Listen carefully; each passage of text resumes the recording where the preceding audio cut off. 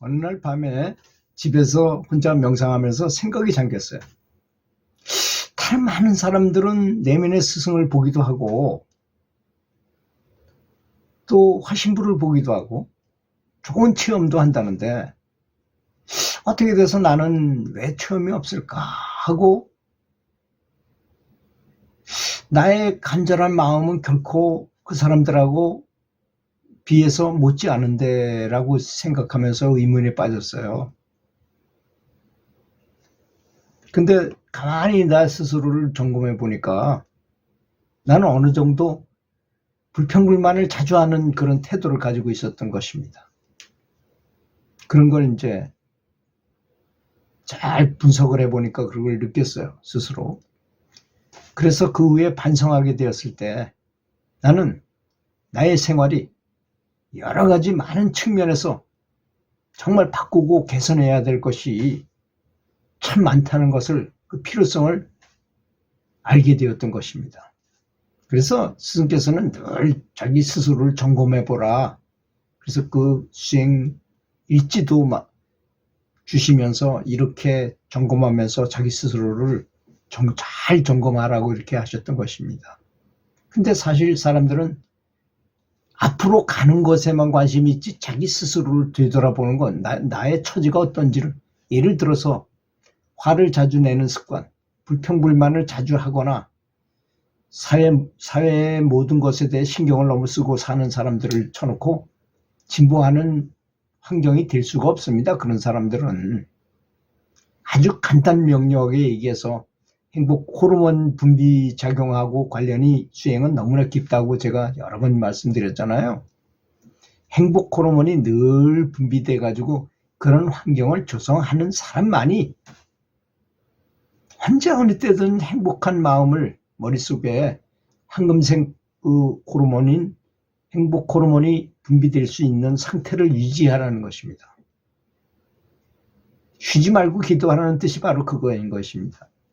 유지해야 되는 거, 지속해야 되는 거. 이건 좋지 않은 얘기지만 노름꾼들한테 그런 끝발 유지하라는 말을 많이 들어보셨을 겁니다. 한번 하다 보면 아주 기분 좋고 어떨 때 아주 끝발이 잘 나올 때가 있다 그래요. 근데 문제는 뭐냐? 끝발을 유지하지 못한다는 것에 있는 것이죠. 왜 그러냐? 행복 호르몬이 분비되면 5분을 지속됩니다. 5분 동안 지속돼요.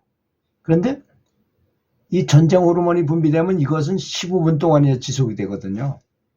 제가 고등학교 테니스 감독을 할 때 선수들을 데리고 장충 테니스 코트에서 게임을 해요. 그럼 이 선수들은 4강 안에 들어야만 대학 갈 티켓이 나와요. 그럼 장학금 5천만 원을 버는 거니까 얼마나 심각하게 경기하겠어요.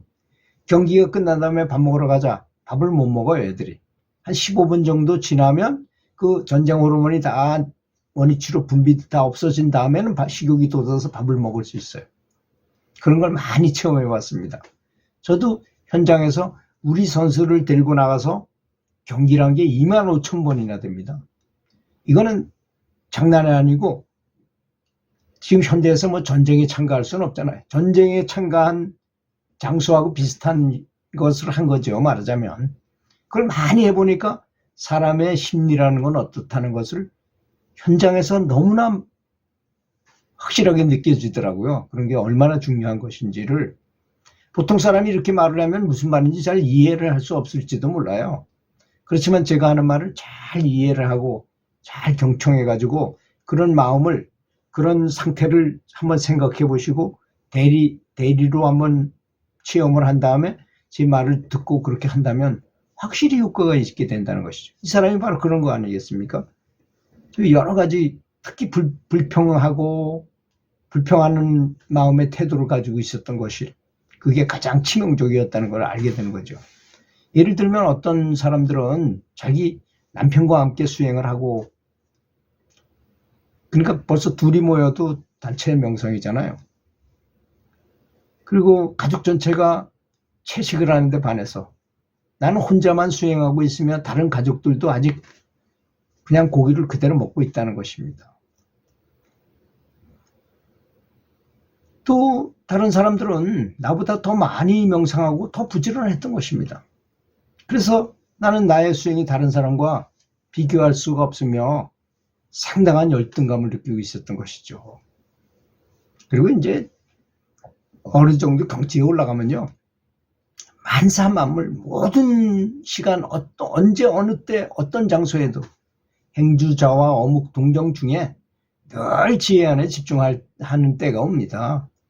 그런 에너지가 이 지혜 안이 활성화되면요, 그런 걸 항상 붙들고 있기 때문에 놓을 수가 없게 돼요. 나중에는 정말 놓고 싶어서 놓아주지 않을 정도로 에너지가 집중이 딱 되니까 굳이 연구를 안 한다 하더라도 늘 그 에너지 덩어리가 있기 때문에 계속 명상하는 거하고 똑같은 상태가 될 때가 온다는 것입니다. 그때까지가 너무나 중요한 것이죠. 그러니까 얼마나 즐겁게 생각하고 좋은 생각을 많이 하느냐 중요한 거죠. 그 열등감을 갖는 것도 굉장히 손해인 것입니다. 엄청난 손해죠. 그렇죠? 아마 그 생각, 그 데이비스 호킨스 박사라는 분이 의식혁명이라는 책에서 사람의 생각에는 점수가 있다 그랬어요. 그분은 참 좋은 개념입니다. 저도 그걸 가지고 많이 교훈을 얻었는데, 사람은 이게 0점서부터 1000점까지의 점수를 매겼어요, 그분이. 그래서 열등감 굉장히 낮은 차원이잖아요. 열등감을 가진 사람이 어떻게 높은 경지를 구할 수 있겠어요? 절대로 안 됩니다, 그거는. 그래서 항상 남이 잘 되게 말하고 만족함을 느끼고 평화를 구하고 이런 마음을 가져야 돼요. 꼭 한번 그걸 모르셨다면 의식혁명이란 책 속에 나온 생각 점수를 한번 쳐보시기 바라겠습니다. 그러면 인터넷에 치면 아마 반드시 그게 나올 거니까. 그래서 어떻게 구조가 되어 있는지 한번 공부해 보시기 바라겠습니다. 그러면 왜 그게 중요한지를 알게 될 거예요. 그런 상태도 안 됐는데 식구들이 다 고기를 먹는다 하더라도 내가 항상 즐겁고 기쁘고 굉장히 긍정적이고 밝게 하면 전혀 상관없어요.